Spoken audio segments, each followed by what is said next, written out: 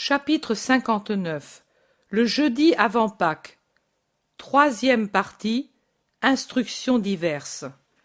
Sur la route du retour, vers la maison de Jeanne, étant un peu isolé parmi les gens qui se pressent sur les routes et qui séparent l'un de l'autre les nombreux hommes de la compagnie qui suit Jésus, Pierre, qui est avec le maître et les deux fils d'Alphée, demande « Voici, Seigneur, maintenant que nous pouvons parler entre nous, dis-moi une chose à laquelle je pense depuis hier. » « Oui, Simon, dis-moi ce que c'est et je te répondrai. »« C'est depuis hier que je pense à la grande grâce que tu as accordée à Jean à Antigonéa. Mais sais-tu qu'elle est bien grande, une chose unique, faite seulement à lui? Et pourtant saint Ika aussi mérite tant. Et enfin, il y a tant de braves gens qui mériteraient de te voir et qui te voient seulement quand tu es à côté d'eux. Nous, par exemple, comme nous aurions été consolés quand tu nous as envoyés par le monde.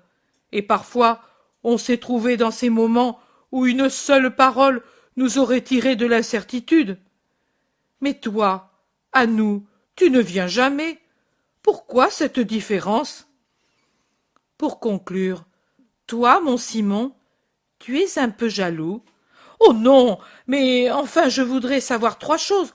Pourquoi à Jean d'Andorre, si c'est pour lui seul, et s'il ne peut pas arriver qu'un jour cela se produise aussi pour nous, pour moi, par exemple, de te voir miraculeusement et de savoir de toi comment me conduire.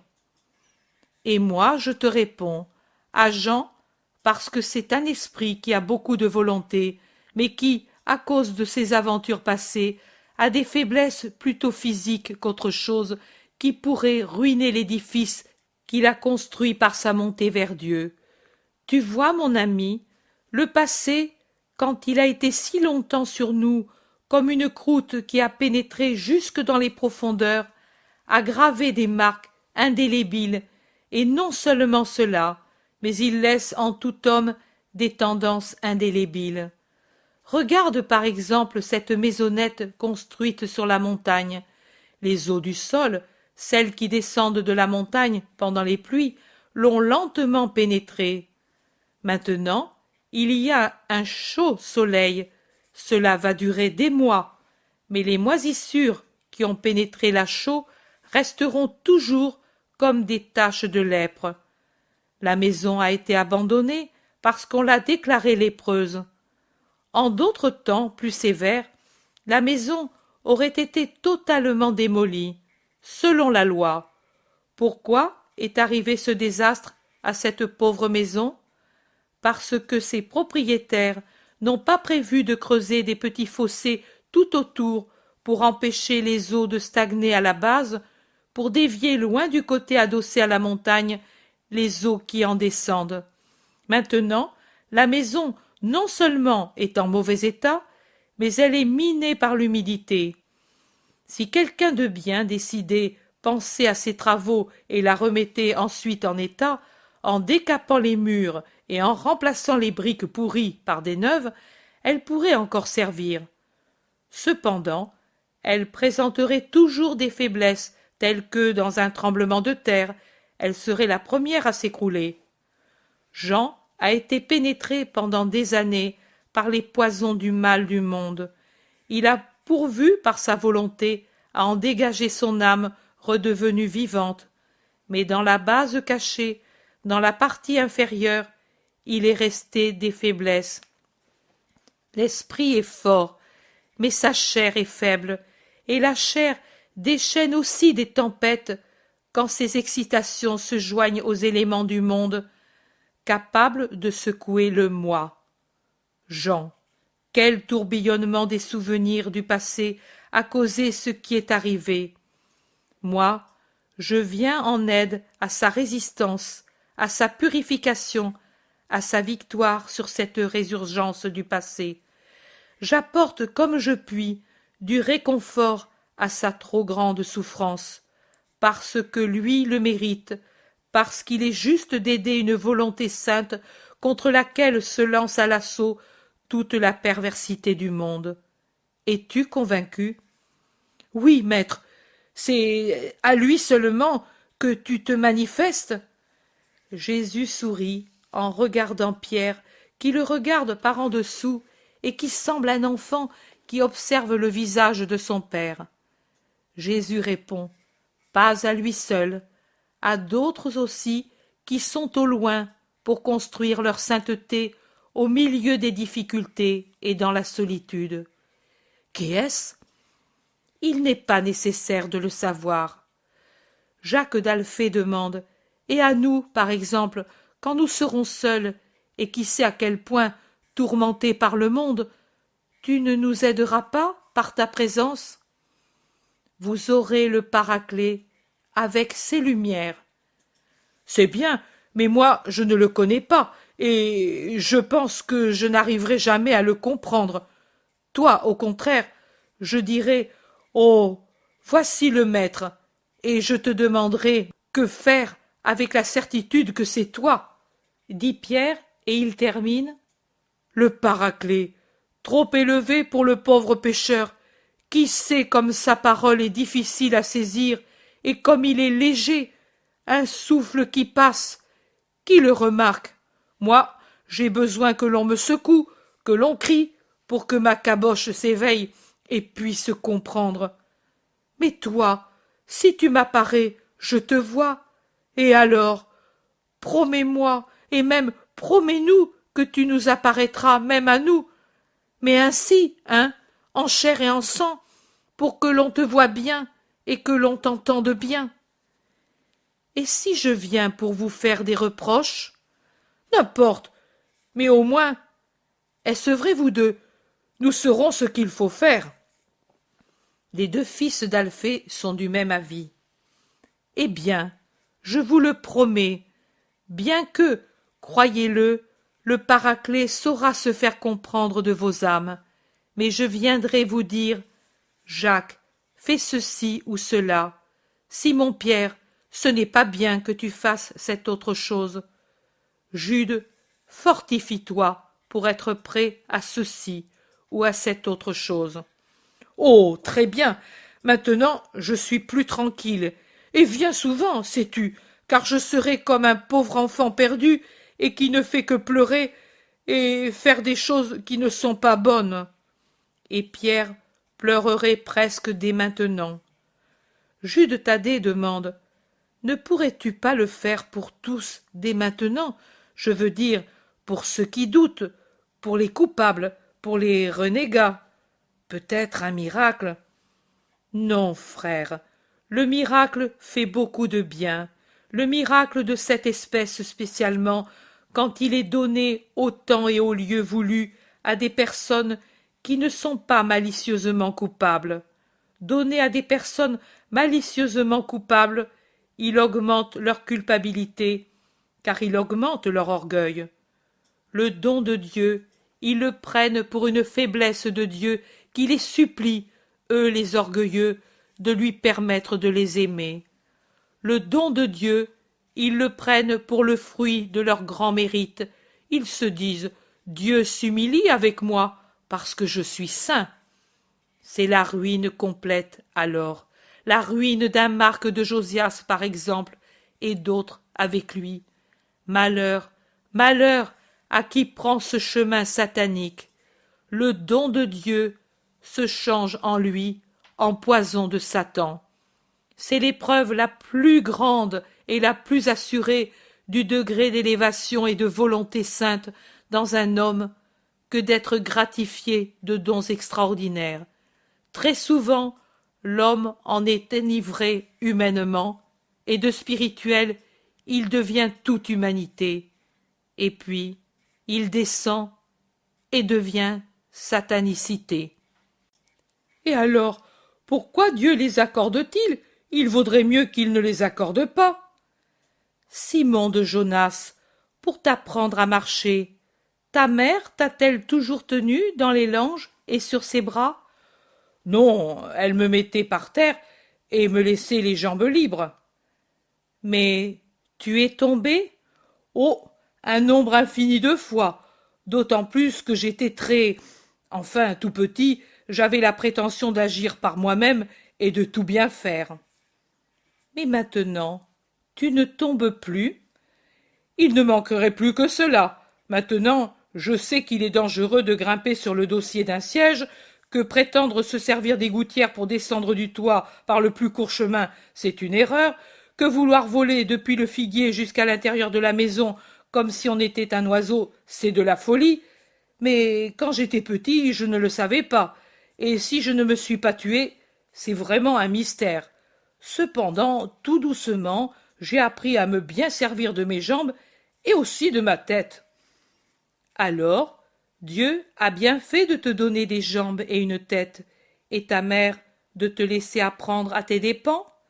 Certainement. C'est ce que Dieu fait avec les âmes. Il leur fait les dons, et comme une mère, il avertit et enseigne. Mais ensuite, chacun doit déterminer par lui-même comment il s'en servira. Et si quelqu'un est idiot? Dieu ne fait pas de dons aux idiots. Eux, il les aime parce qu'ils sont malheureux, mais il ne leur donne pas ce dont ils ne comprendraient pas l'usage. Mais s'il les leur donnait, et si eux en usaient mal? Dieu les traiterait d'après ce qu'ils sont, des incapables et donc des irresponsables. Il ne les jugerait pas. Et si quelqu'un qui était intelligent quand il les a reçus devient ensuite sot ou fou? Si c'est par maladie, il n'est pas coupable de ne pas employer le don qu'il a eu. Mais un de nous, par exemple, Marc de Josias ou un autre, voilà. Oh, alors, il vaudrait mieux pour lui de n'être pas né. Mais c'est ainsi que se fait la séparation des bons et des mauvais. Opération pénible, mais juste. Mais que dites-vous de bon? Rien pour nous? Demandent les autres apôtres qui, étant donné la largeur de la route, ont pu rejoindre Jésus. Pierre répond: nous parlions de tant de choses. Jésus m'a dit une parabole sur la lèpre des maisons. Je vous la dirai ensuite. Quelle superstition, cependant, déclare doctoralement l'Iscariote. Vraiment digne de ce temps-là. Les murs ne prennent pas la lèpre. Les anciens, imbéciles, prêtaient aux vêtements et aux murs des propriétés qui appartiennent aux animaux, choses ridicules et qui nous rendent ridicules. Ce n'est pas comme tu dis, Judas. Sous une figure imagée qui s'imposait pour les esprits de ce temps-là, on poursuivait un grand but qui répondait à de saintes prévoyances, comme tant d'autres préceptes de l'ancien Israël. Des préceptes qui assuraient la santé du peuple. Conserver un peuple saint, c'est le devoir des législateurs, c'est honorer Dieu et le servir, car le peuple est fait de créatures de Dieu. Il ne faut donc pas le négliger, alors qu'on ne néglige pas les animaux et les plantes. Les maisons dites lépreuses n'ont pas, il est vrai, la maladie charnelle de la lèpre, mais elles ont des défauts de construction et de situation qui les rendent malsaines et qui se manifestent par les taches qu'on appelle lèpre des murs. À la longue, elles deviennent malsaines pour l'homme et en plus dangereuses à cause du danger d'écroulement. C'est donc avec raison que la loi a imposé des prescriptions et ordonne l'abandon et la réfection et même la démolition si, après leur reconstruction, elles reprennent leur mauvaise apparence. Oh, mais un peu d'humidité, qu'est-ce que cela fait? On la sèche avec des brasiers. Et l'humidité ne se voit pas à l'extérieur. La décrépitude augmente, l'humidité se développe dans les profondeurs et érode les murs, et un beau jour, la maison s'écroule et ensevelit ceux qui s'y trouvent. Judas, Judas, il est mieux d'avoir une surveillance exagérée qu'être imprudent. Moi, je ne suis pas une maison. Tu es la maison de ton âme. Ne permets pas que dans ta maison s'infiltre le mal et qu'elle s'effrite. Veille à la sauvegarde de ton âme. Veillez tous. Je veillerai, maître, mais dis-moi franchement si tu es impressionné par les paroles de ma mère. Cette femme est malade, elle voit des ombres, Je dois la faire soigner. Guéris-la, maître. Moi, je la réconforterai, mais toi seul peux la guérir en calmant son anxiété. Anxiété sans fondement. Crois-le, Seigneur.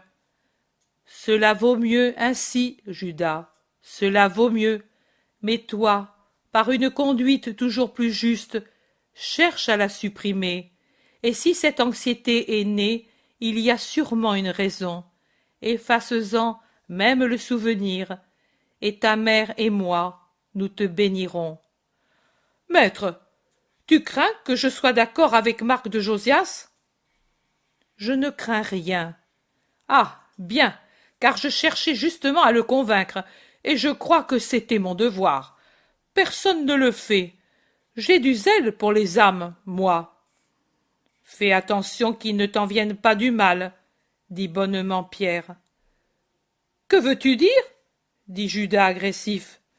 Rien de plus que ceci, que pour toucher ce qui brûle, il faut prendre un isolant. Et quoi, dans notre cas? Quoi? Une grande sainteté. Et moi je ne l'ai pas, n'est-ce pas? Ni toi, ni moi, ni personne d'entre nous, donc nous pourrions nous brûler et en rester marqués. Et alors, qui s'occupera des âmes? Le maître pour l'instant.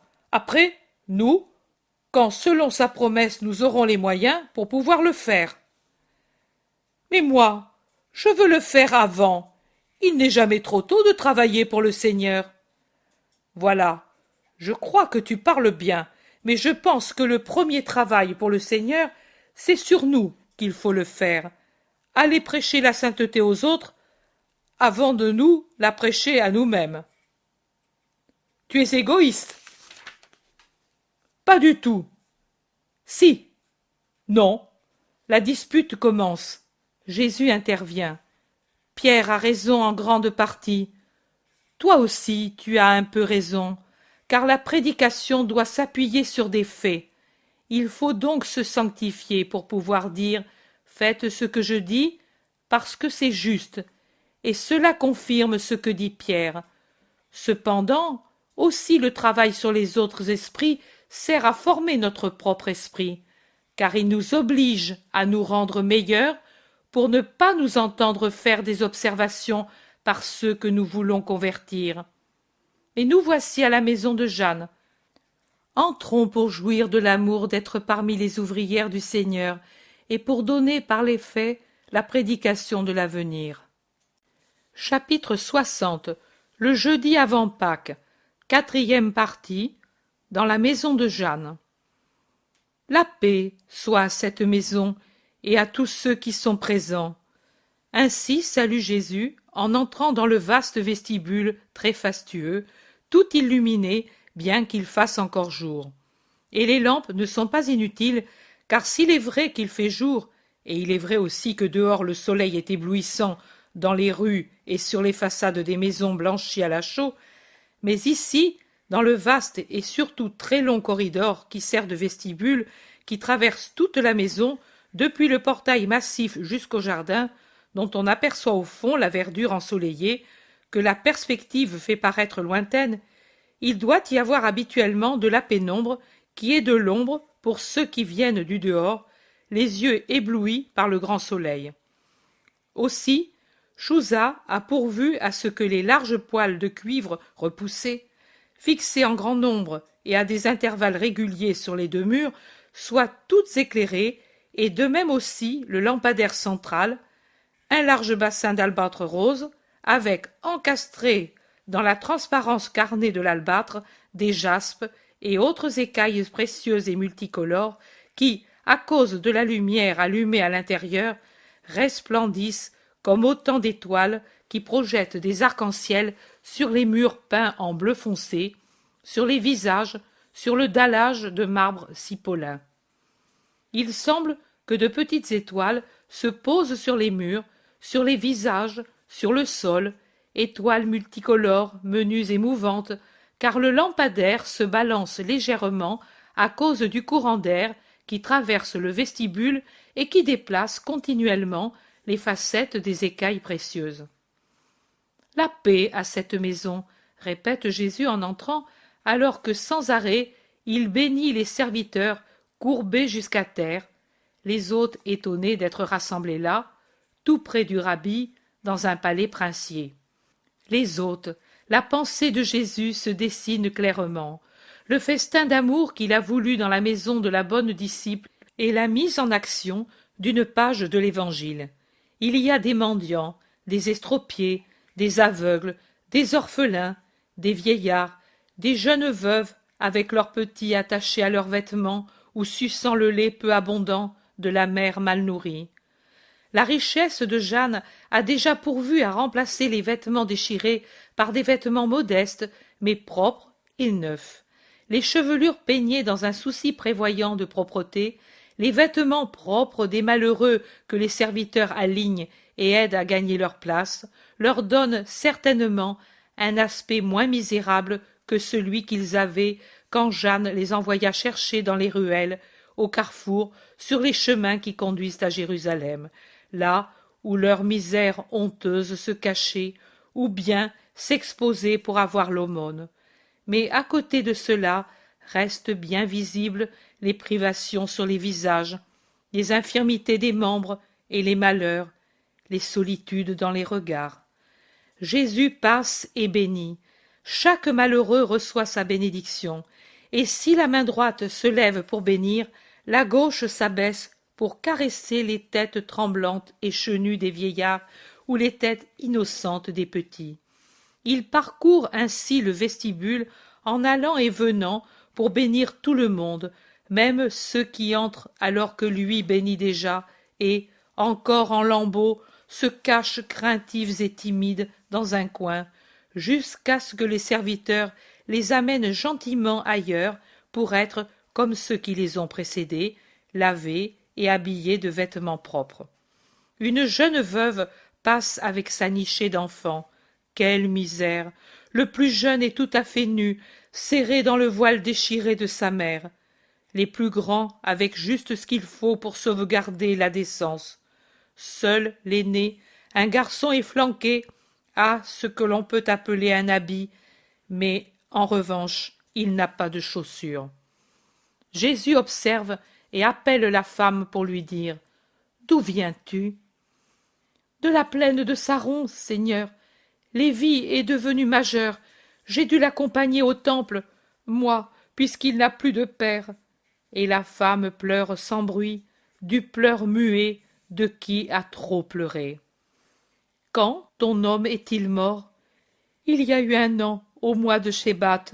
J'étais enceinte depuis 2 lunes. » Et elle réprime ses sanglots pour ne pas gêner, en se penchant sur son petit.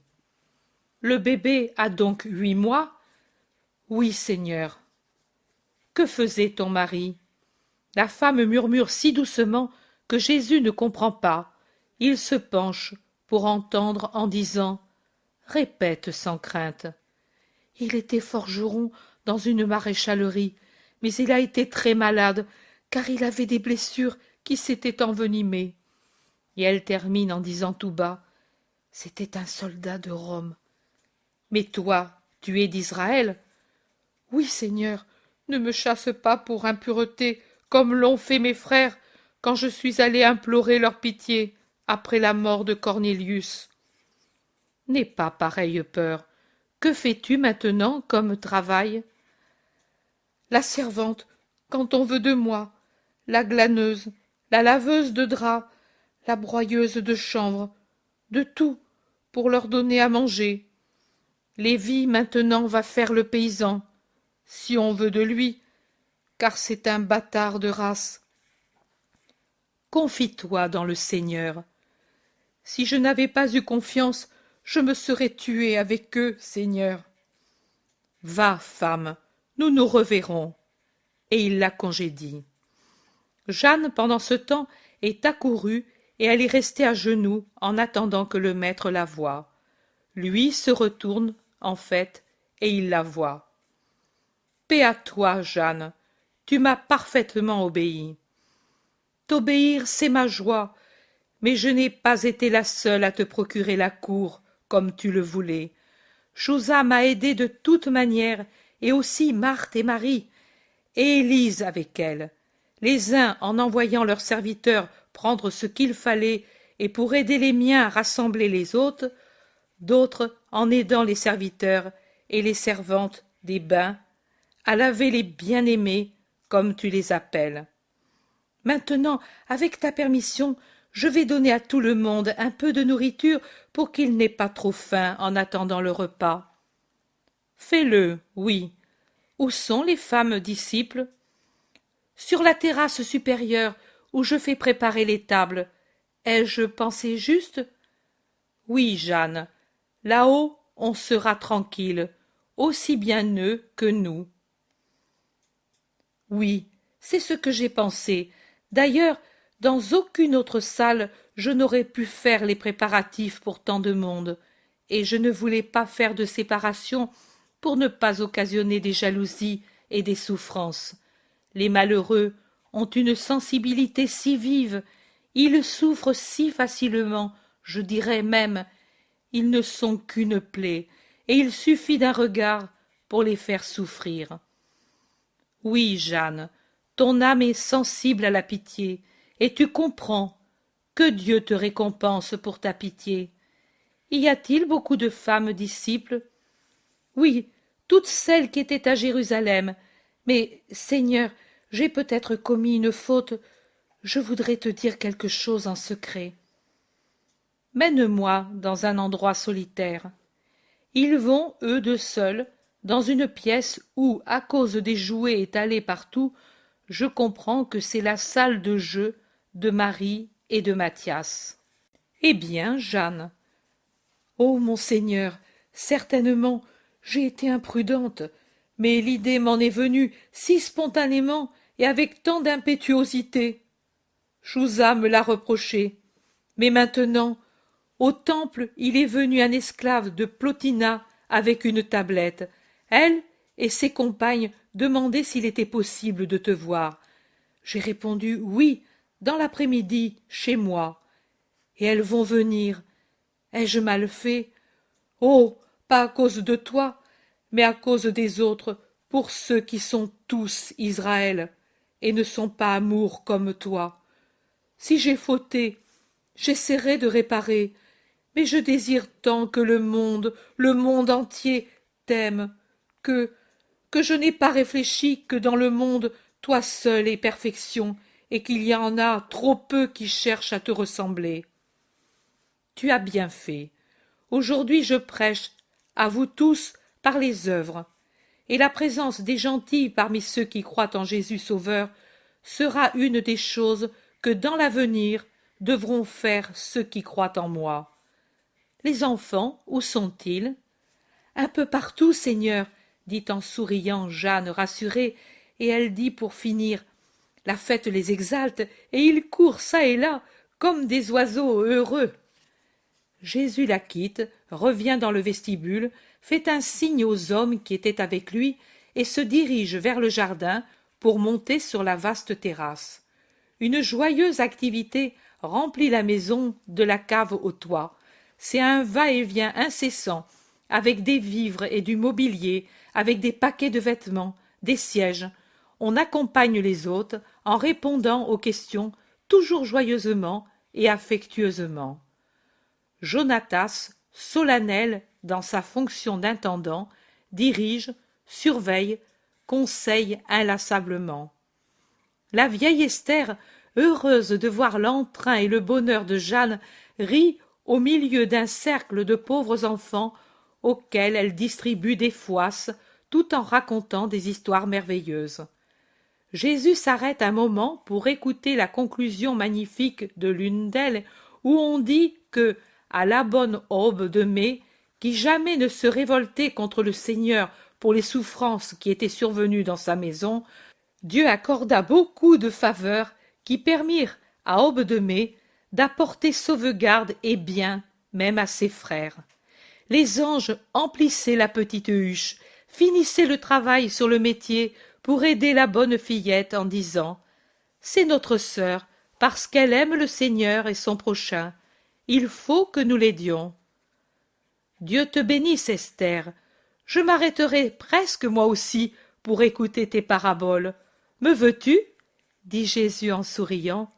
Oh, mon Seigneur, c'est moi qui dois t'écouter, mais pour les tout-petits, je fais encore l'affaire, moi, pauvre vieille sotte. Ton âme juste est utile aux adultes aussi. Continue, continue, Esther. Et il lui sourit en s'éloignant. Dans le vaste jardin, les hôtes sont maintenant dispersés et consomment un casse-croûte en regardant autour d'eux et en se regardant l'un l'autre stupéfaits. Ils parlent et échangent des commentaires sur ce bonheur inespéré. Mais, en voyant Jésus passer, ils se lèvent, quand ils peuvent le faire, et se courbent pour adorer.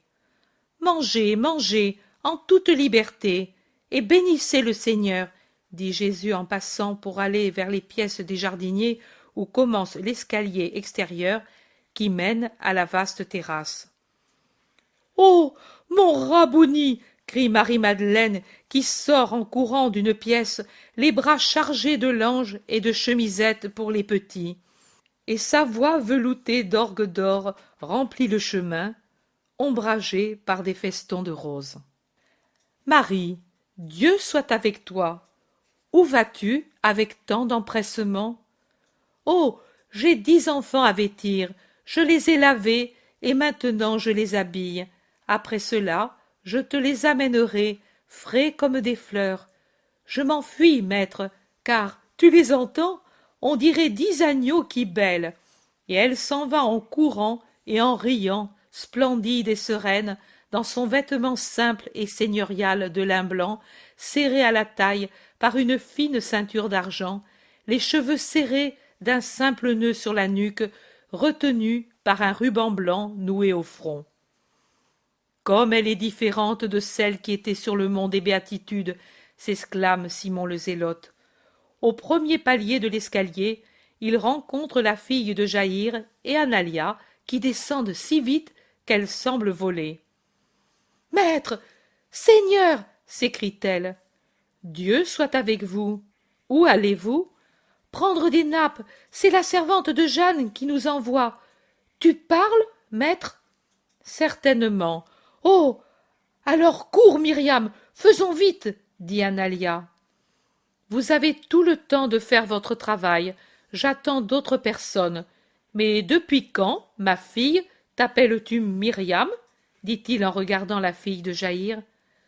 Depuis aujourd'hui, depuis maintenant, c'est ta mère qui m'a donné ce nom, parce que, n'est-ce pas, Analia, aujourd'hui, c'est un grand jour pour 4 vierges. Oh oui, allons-nous le dire au Seigneur, ou en laissons-nous le soin à Marie ? À Marie, à Marie ! Va, va, Seigneur, la mère te parlera. Et elles s'en vont en courant dans la prime fleur de la jeunesse, humaines dans leur belle forme, angéliques dans leur regard radieux. Ils sont au 3e palier quand ils rencontrent Élise de Bethsur qui descend gravement avec la femme de Philippe. « Ah, Seigneur, aux uns tu prends, aux autres tu donnes, mais que tu en sois également béni !» crie cette dernière.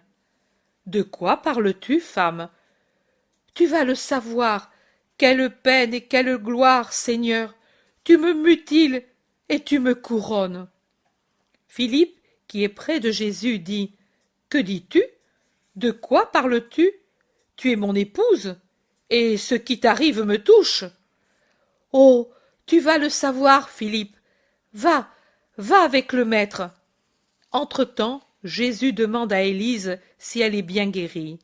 La femme à laquelle la grande douleur d'autrefois a donné une majesté de reine souffrante dit « Oui, mon Seigneur, mais ce n'est pas une douleur que de souffrir avec la paix dans le cœur. Et maintenant, j'ai la paix dans le cœur. Et tu vas avoir bientôt davantage. Quoi, Seigneur ? Va, et reviens, et tu le sauras. »« Voilà Jésus ! Voilà Jésus !» crient les 2 enfants qui ont le visage appuyé contre la balustrade ornée d'arabesques qui borde la terrasse des 2 côtés, qui donne sur le jardin, et de laquelle descendent des branches de rosiers et de jasmins en fleurs, car la terrasse est un vaste jardin suspendu, sur lequel, en cette heure ensoleillée, s'étend un voile multicolore. Toutes les personnes occupées aux préparatifs sur la terrasse se retournent aux cris de Marie et de Mathias, et, laissant ce qu'elles faisaient, elles vont à la rencontre de Jésus, aux genoux duquel sont déjà accrochés les deux enfants. Jésus salue les nombreuses femmes qui se pressent. Parmi les disciples proprement dites, ou les femmes, les filles, les sœurs des apôtres et des disciples, sont mêlées d'autres moins connues, moins intimes, telles que l'épouse du cousin Simon, les mères des âniers de Nazareth, la mère d'Abel de Bethléem de Galilée, Anne de Jude, la maison près du lac de Méron, Marie de Simon, mère de Judas de Kériote, Noémie d'Éphèse, Sarah et Marcel de Béthanie. Sarah est la femme que Jésus guérit sur le mont des Béatitudes et envoya à Lazare avec le vieil Ismaël. Elle semble être maintenant servante de Marie de Lazare, puis la mère de Jaïa, la mère de Philippe d'Arbella, Dorca, la jeune mère de Césarée de Philippe, et sa belle-mère, la mère d'Analia, Marie de Bosra, la lépreuse miraculée venue avec son mari à Jérusalem, et d'autres que je connais de vue, mais dont je ne puis dire exactement les noms. Jésus pénètre sur la vaste terrasse rectangulaire qui donne d'un côté sur le Ciste, et il va se mettre près de la pièce sur laquelle débouche l'escalier intérieur et qui ressemble à un cube de faible hauteur situé à l'angle nord de la terrasse. Jérusalem se montre tout entière, et avec elle ses alentours immédiats. Une vue étonnante. Toutes les disciples, toutes les femmes même, quittent le travail des tables pour se serrer autour de lui. Les serviteurs continuent leur travail. Marie est près de son fils. Dans la grande lumière dorée qui filtre à travers le grand voile étendu sur la terrasse et qui devient couleur émeraude, là où, pour arriver à la vue, elle doit, pour passer, filtrer à travers un massif de jasmins et de rosiers, disposés pour faire une tonnelle. Marie paraît encore plus jeune et plus agile, une sœur des plus jeunes disciples, à peine plus âgée, et belle, belle comme la plus splendide des roses épanouies dans le jardin suspendu, dans les vasques disposés tout autour, qui contiennent des rosiers, des jasmins, des muguets, des lys et autres plantes charmantes. « Mère, mon épouse a parlé d'une certaine façon. Qu'est-ce qui est arrivé pour qu'elle puisse se dire à la fois mutilée et couronnée ?» demande Philippe, qui brûle de le savoir. Marie sourit doucement pendant qu'elle le regarde, et elle, si rétive à la confidence, lui prend la main en disant « Serais-tu capable, toi, de donner à mon Jésus la chose qui t'est la plus chère ? Vraiment, tu le devrais, parce que lui te donne le ciel et le chemin pour y aller. » « Mais certainement, mère, que je le saurais, surtout si je savais que ce que je lui donnerais pouvait le rendre heureux. » « Il l'a, Philippe. Ta seconde fille se consacre aussi au Seigneur. Elle l'a dit tout à l'heure à sa mère et à moi, en présence de nombreuses disciples. »« Toi ? Toi ?» demande Philippe stupéfait, en montrant de l'index une gentille enfant qui se serre contre Marie, comme pour qu'elle la protège. L'apôtre a du mal à avaler ce second coup qui le prive pour toujours de l'espoir d'une descendance. Il essuie la sueur soudaine que la nouvelle lui a causée. Il tourne son regard sur ceux qui l'entourent. Il lutte. Il souffre. La fille gémit. « Père, ton pardon et ta bénédiction !» Et elle glisse à ses pieds. Philippe caresse machinalement ses cheveux châtains et s'éclaircit la gorge qui se serre. Enfin il parle. « On pardonne aux enfants qui pêchent. Toi tu ne pêches pas en te consacrant au Maître. Et ton pauvre père ne peut que te dire que tu sois béni. Ah, Fille, ma fille! Comme elle est douce et terrible la volonté de Dieu. Et il se penche, la relève, l'embrasse, lui dépose un baiser sur le front, sur les cheveux, en pleurant, et puis la tenant encore dans ses bras, il va vers Jésus et lui dit: Moi, je l'ai engendré, mais toi, tu es son Dieu, ton droit est plus grand que le mien. Merci, merci, Seigneur, de la joie que... Il ne peut poursuivre. Il tombe à genoux aux pieds de Jésus et se baisse pour baiser ses pieds en gémissant. Jamais plus de petits enfants. Mon rêve, le sourire de ma vieillesse. Pardonne-moi ces pleurs, mon Seigneur. Je suis un pauvre homme. Lève-toi, mon ami, et sois heureux de donner les prémices aux parterres angéliques. Viens, viens ici, entre ma mère et moi. Apprenons d'elle comment la chose est arrivée, parce que, je te l'assure, je n'y suis pour rien. Marie explique. Moi aussi, je sais peu de choses. Nous parlions entre nous, femmes, et comme il arrive souvent, on m'interrogeait sur mon vœu de virginité. On me demandait encore comment seraient les futures vierges, quelle fonction, quelle gloire je prévoyais pour elles. Je répondais comme je sais, et pour l'avenir je prévoyais une vie de prière, de consolation pour les souffrances que le monde donnera à mon Jésus. Je disais, ce seront les vierges qui soutiendront les apôtres, qui laveront le monde souillé en le revêtant et en le parfumant de leur pureté. Elles seront les anges qui chanteront les louanges pour couvrir les blasphèmes. Et Jésus en sera heureux, et il donnera des grâces au monde, et il donnera ses miséricordes grâce à ses agnelles disséminés parmi les loups. Et je disais autre chose encore. Ce fut alors que la fille de Jaïr me dit: Donne-moi un nom, ô mère, pour mon avenir de vierge, car je ne puis permettre qu'un homme jouisse de ce corps qui a été ranimé par Jésus. C'est à lui seul qu'appartient mon corps, jusqu'à ce qu'il soit la chair du tombeau et mon âme au ciel. Et Analia dit: Moi aussi, j'ai pensé le faire, et aujourd'hui je suis plus légère que l'hirondelle, car j'ai rompu tout lien.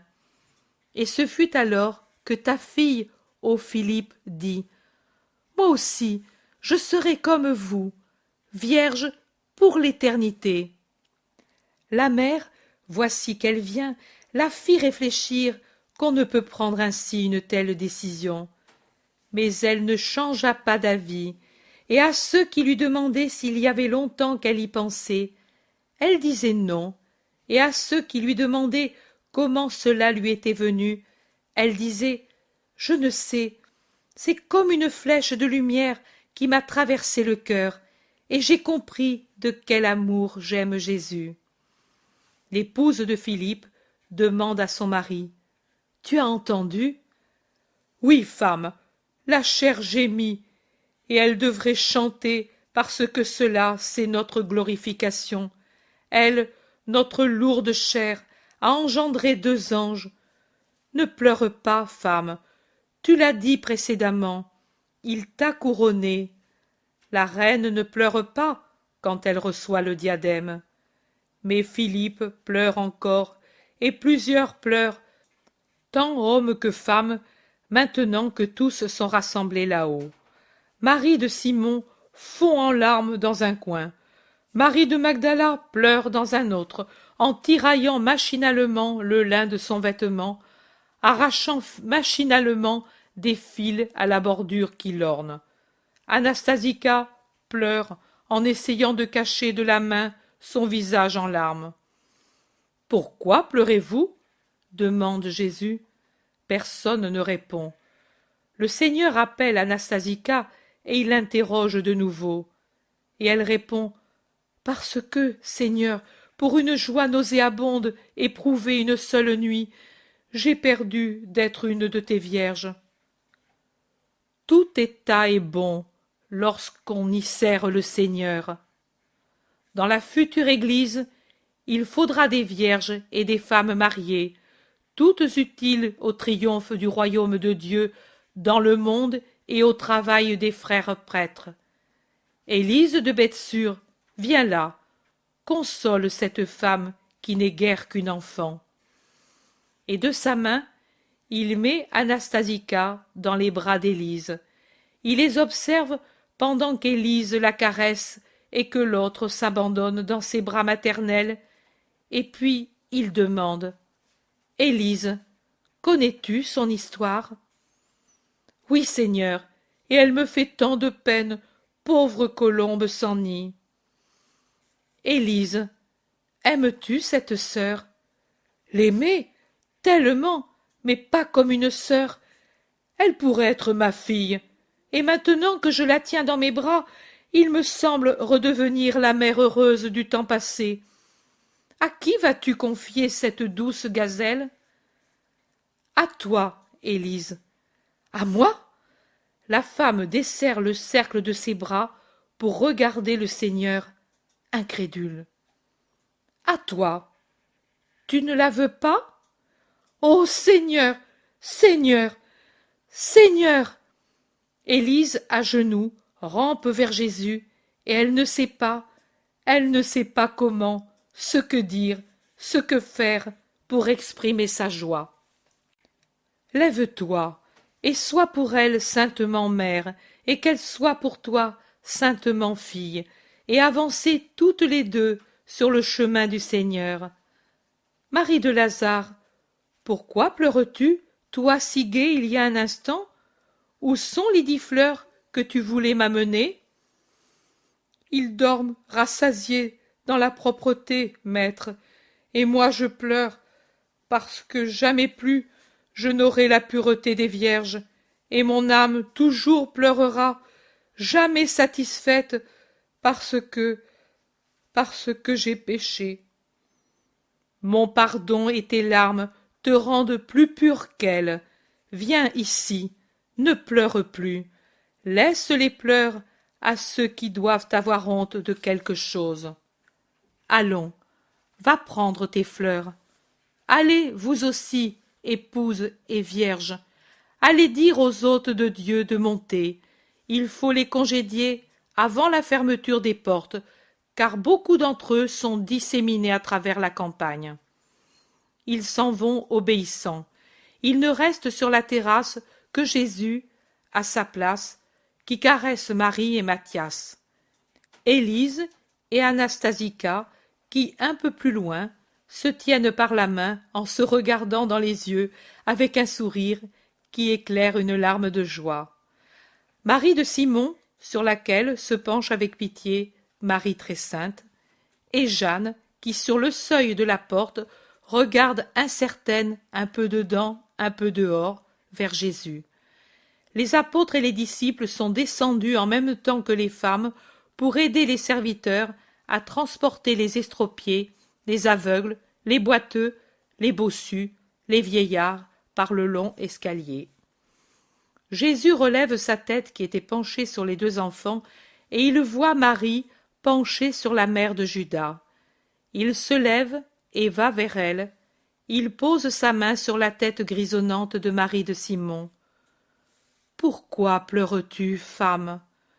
Ô Seigneur, Seigneur, j'ai enfanté un démon. Aucune mère en Israël ne m'égalera pour la douleur. » Marie, une autre mère, et pour le même motif que toi, m'a dit et dit ces paroles, pauvre mère. Ô mon Seigneur, il y en a donc un autre qui, comme mon Judas, est perfide et criminel à ton égard. Oh, ce n'est pas possible. Lui qui te possède s'est livré à des pratiques immondes. Lui qui respire ton haleine est luxurieux et voleur. Peut-être il deviendra homicide. Lui, ô sa pensée mensonge, sa vie est une fièvre. Fais-le mourir, Seigneur, par pitié, fais-le mourir. Marie, ton cœur te le montre pire qu'il ne l'est. La peur t'affole, mais calme-toi et raisonne. Quelle preuve as-tu de son inconduite? À ton égard, rien, mais c'est une avalanche qui descend. Je l'ai surpris, et il n'a pas pu cacher les preuves qui... Le voilà. Par pitié, tais-toi. Il me regarde. Il soupçonne. C'est ma douleur. Aucune mère n'est plus malheureuse que moi en Israël. Marie très sainte murmure. Moi, parce qu'à ma douleur je joins celle de toutes les mères malheureuses, parce que ma douleur m'est donnée par la haine, non d'un seul, mais de tout un monde. Jésus, appelé par Jeanne, va la trouver. Pendant ce temps, Judas va vers sa mère que Marie réconforte encore, et il l'apostrophe. « As-tu pu dire tous tes délires? Me calomnier? Es-tu heureuse maintenant ?» « Judas, est-ce ainsi que tu parles à ta mère ?» demande sévèrement Marie. « C'est la première fois que je la vois ainsi. »« Oui, parce que je suis las de sa persécution. »« Oh, mon fils, ce n'est pas une persécution, c'est de l'amour. Tu dis que je suis malade, mais c'est toi qui l'es. Tu dis que je te calomnie et que j'écoute tes ennemis. Mais c'est toi qui te fais tort. Mais tu suis et fréquentes des êtres néfastes qui t'entraîneront. C'est que tu es un faible, mon fils, et eux s'en sont aperçus. Crois en ta mère. Écoute Ananias qui est âgé et sage.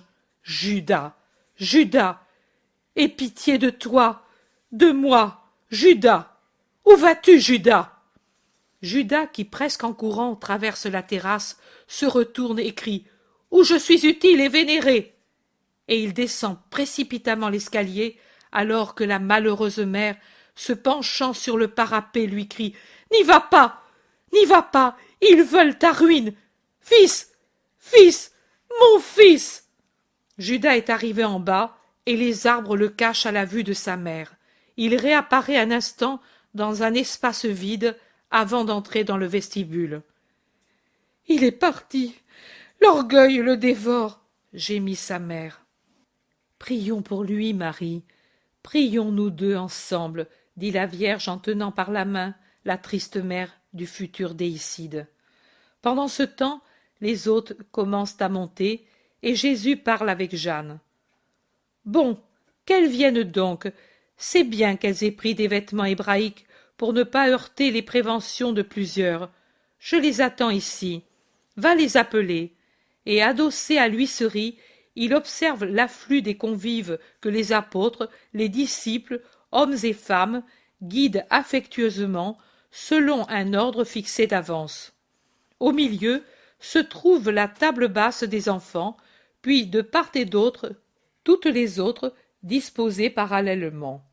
Mais alors que les aveugles, les boiteux, les bossus, les estropiés, les vieillards, les veuves, les mendiants prennent place avec leurs douloureuses histoires imprimées sur leurs visages, voilà que, gentils comme des paniers de fleurs, on apporte des paniers transformés en berceaux, et jusqu'à de petits coffres dans lesquels, étendus sur des coussins, dorment repus de jeunes bébés pris à leur mère mendiante. Et Marie de Magdala, rassérénée, court vers Jésus en disant « Elles sont arrivées, les fleurs, viens les bénir, mon Seigneur. » Mais en même temps, Jeanne arrive de l'escalier intérieur en disant « Maître, voici les disciples païennes.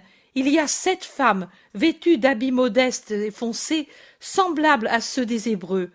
Elles ont toutes le visage couvert d'un voile, et un manteau les couvre jusqu'aux pieds. 2 sont grandes et majestueuses, les autres de taille moyenne. Mais quand, après avoir vénéré le Maître, elles enlèvent leur manteau, il est facile de reconnaître Plotina, Lydia, Valéria, l'affranchie Flavia, celle qui a écrit les paroles de Jésus dans le jardin de Lazare. Et puis, il y a 3 inconnues.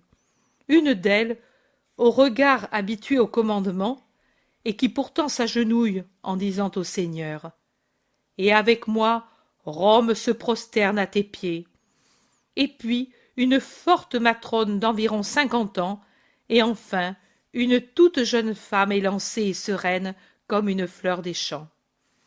Marie de Magdala reconnaît les Romaines malgré leurs vêtements hébreux et murmure « Claudia !» et elle reste les yeux écarquillés. « C'est moi, j'en ai assez d'entendre par la parole d'autrui. La vérité et la sagesse, il faut les atteindre directement à la source. » Valéria demande à Marie de Magdala « Crois-tu qu'ils vont nous reconnaître ?» « Si vous ne vous trahissez pas en disant vos noms, je ne crois pas.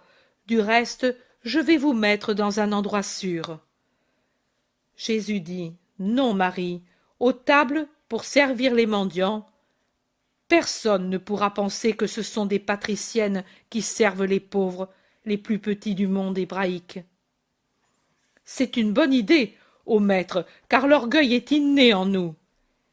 Et l'humilité est le signe le plus net de ma doctrine. Qui veut me suivre doit aimer la vérité, la pureté et l'humilité, avoir de la charité pour tous et de l'héroïsme pour défier l'opinion des hommes et les pressions des tyrans. Allons. Pardon, ô rabbi, cette fillette est une esclave, fille d'esclave, je l'ai rachetée parce qu'elle est d'origine israélite, et Plotina la garde avec elle, mais je te l'offre pensant bien faire. Son nom est Égla, elle t'appartient. Marie, accueille-la, puis nous penserons. Merci, femme. Jésus va sur la terrasse pour bénir les enfants. Les dames éveillent une grande curiosité, mais ainsi habillées et coiffées à l'hébraïque, en vêtements presque pauvres, elles n'éveillent pas de soupçons. Jésus va au milieu de la terrasse, près de la table des enfants, et il prie, offrant pour tous la nourriture au Seigneur. Il bénit et donne l'ordre de commencer le repas. Apôtres, disciples, hommes et femmes, dames, sont serviteurs des pauvres.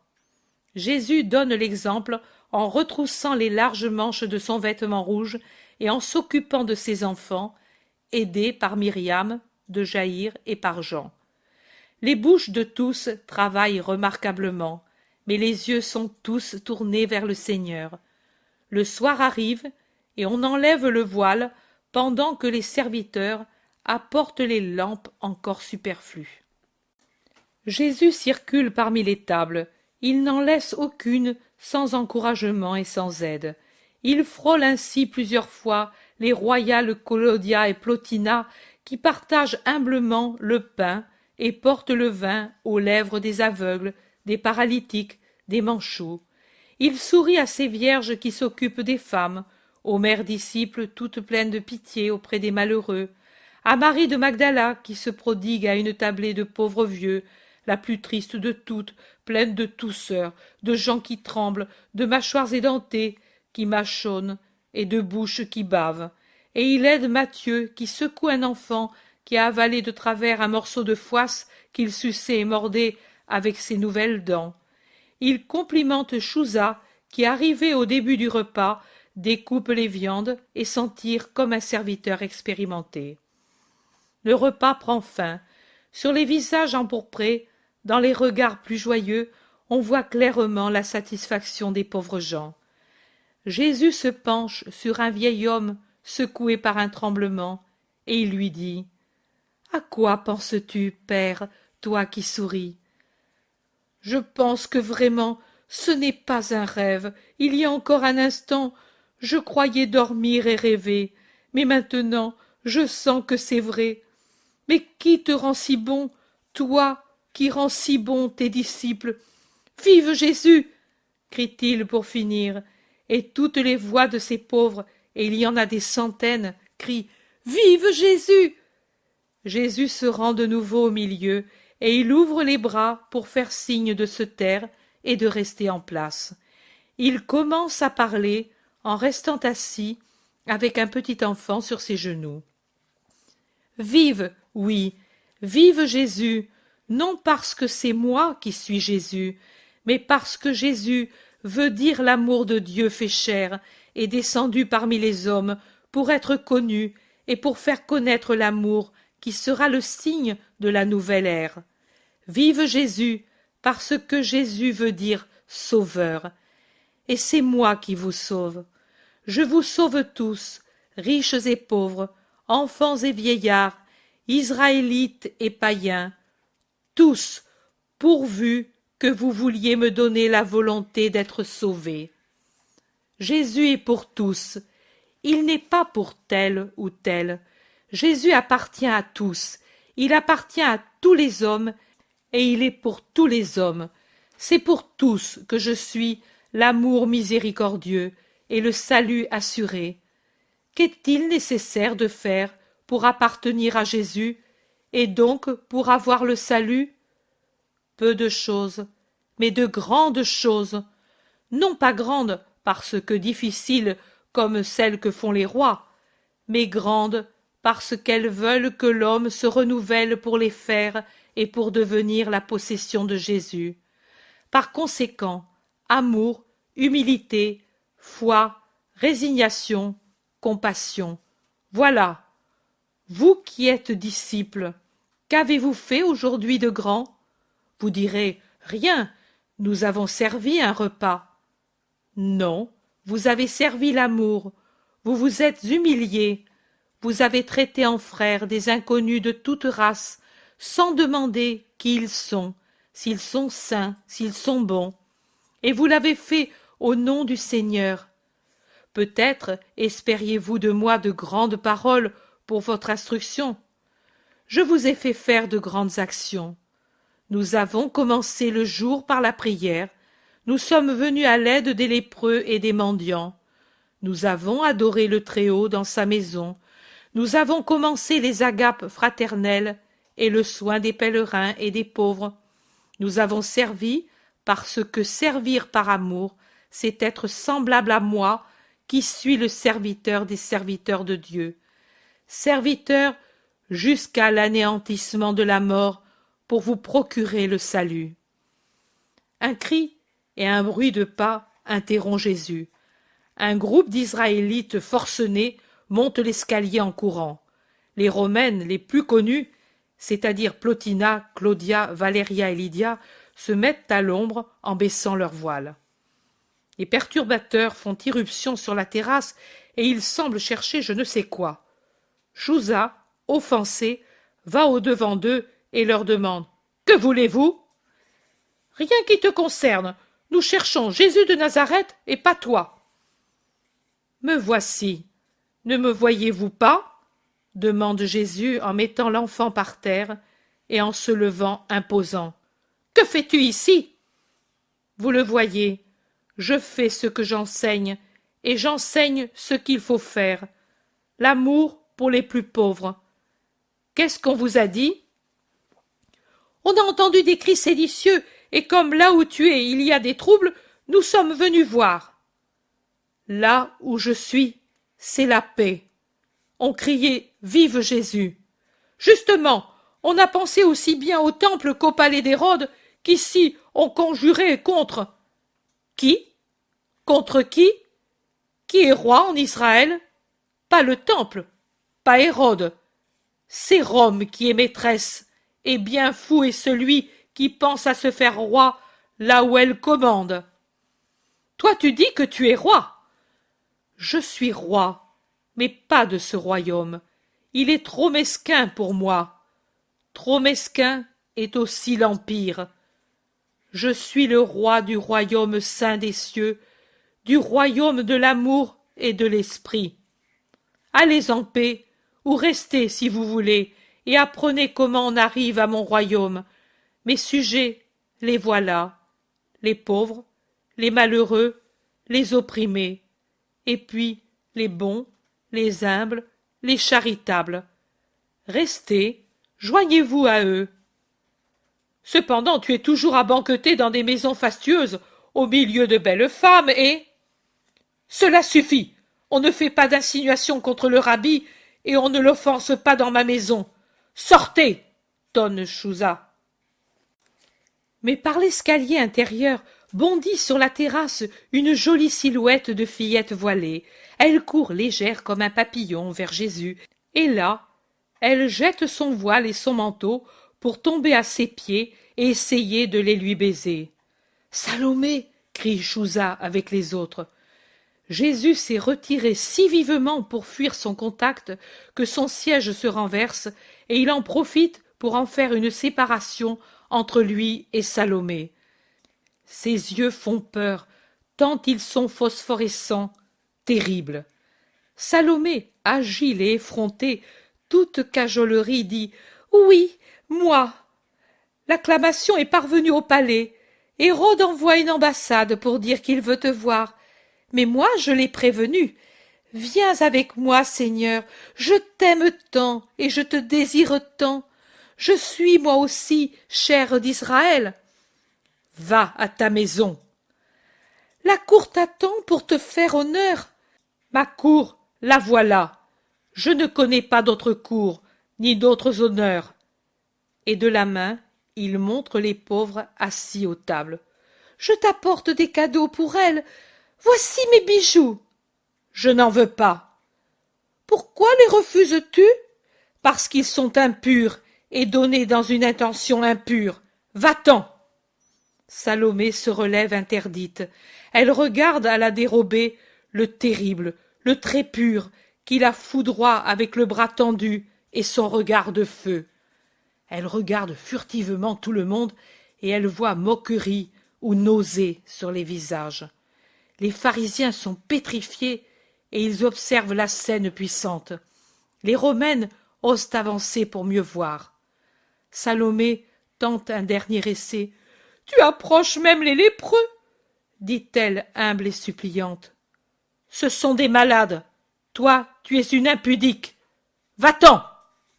Le dernier va-t'en est tellement puissant que Salomé ramasse voile et manteau et, penchée, rampante, se dirige vers l'escalier. « Attention, Seigneur, elle est puissante, elle pourrait te nuire, » murmure Chouza à voix basse. Mais Jésus répond d'une voix très forte pour que tous puissent entendre, celle qu'il chasse pour commencer. « N'importe, je préfère être tué que de faire alliance avec le vice. Sueur de femmes lascives et hordes courtisanes sont des poisons d'enfer. S'allier par lâcheté avec les puissants, c'est une faute. Je suis vérité, pureté et rédemption, et je ne change pas. Va, accompagne-la. Je punirai les serviteurs qui l'ont laissé passer, dit Chouza. Tu ne puniras personne. Une seule le mérite, elle, et elle l'est, et qu'elle sache, et sachez que sa pensée m'est connue, et que j'en éprouve du dégoût. Que le serpent retourne à son trou. L'agneau revient à ses jardins. Il s'assoit, il sue, il se tait. Puis il dit « Jeanne, donne à chacun une obole pour que leur vie soit moins triste pendant quelques jours. Que dois-je faire d'autre, enfants de la douleur? Que voulez-vous que je puisse vous donner? Je lis dans les cœurs, aux malades qui savent croire, paix et santé. » Une pause d'un instant, et puis un cri, et ils sont nombreux, très nombreux, ceux qui se lèvent guéris. Les Juifs, venus pour surprendre Jésus, s'en vont abasourdis et négligés dans le délire général, à cause des miracles et de la pureté de Jésus. Jésus sourit en embrassant les enfants, puis il congédie les hôtes en retenant les veuves, et il parle à Jeanne en leur faveur. Jeanne en prend note et les invite pour le lendemain. Puis, elles aussi s'en vont. Les vieillards partent les derniers. Il reste les apôtres, les disciples et les romaines. Jésus dit « Ainsi doit être l'union dans l'avenir.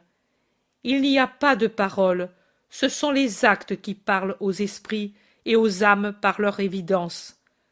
La paix soit avec vous. » Il se dirige vers l'escalier intérieur et il disparaît, suivi de Jeanne et puis des autres. Au bas de l'escalier, il rencontre Judas. « Maître, ne va pas au Gethsémani, il y a là des ennemis qui te cherchent. Et toi, mère, que dis-tu maintenant, toi qui m'accuses? Si je n'y étais pas allé, je n'aurais pas appris le piège tendu au maître. Dans une autre maison.